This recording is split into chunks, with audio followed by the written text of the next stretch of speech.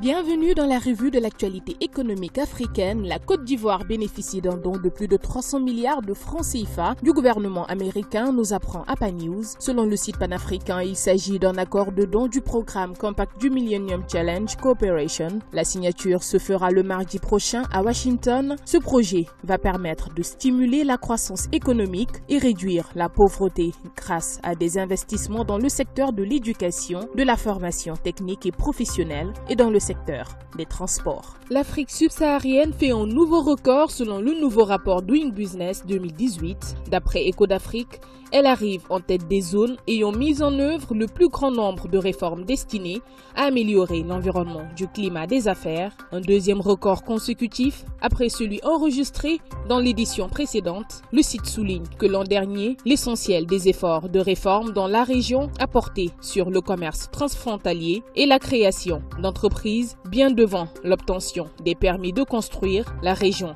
était à l'origine de 64% des réformes mises en œuvre dans ce secteur. Dans le monde, 14 sur 22. Douala devient la place financière de l'Afrique centrale avec le transfert de la BVMAC, nous fait savoir l'agence Ecofin.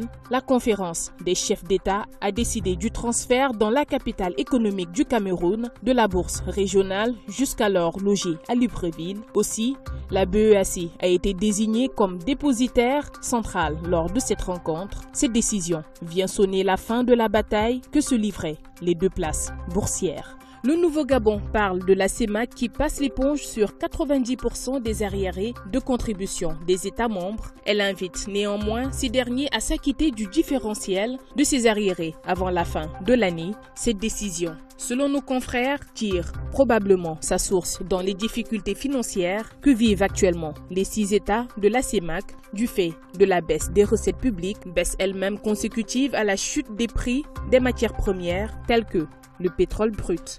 Et nous terminons avec Financial Afrique qui nous informe que pour la 3e année consécutive, dans le classement Afrique subsaharien, Rabobank est plébiscitée comme étant la banque la plus stable en République démocratique du Congo, avec une part de marché moyenne de 25% sur le total des dépôts et des crédits. Rabobank reste une banque leader dont la progression est supérieure à celle du secteur bancaire congolais pris dans son ensemble. Elle est par ailleurs fortement engagée dans le financement de l'économie du pays, notamment auprès du secteur privé et des particuliers et en faveur de l'inclusion financière, renseigne le site d'information.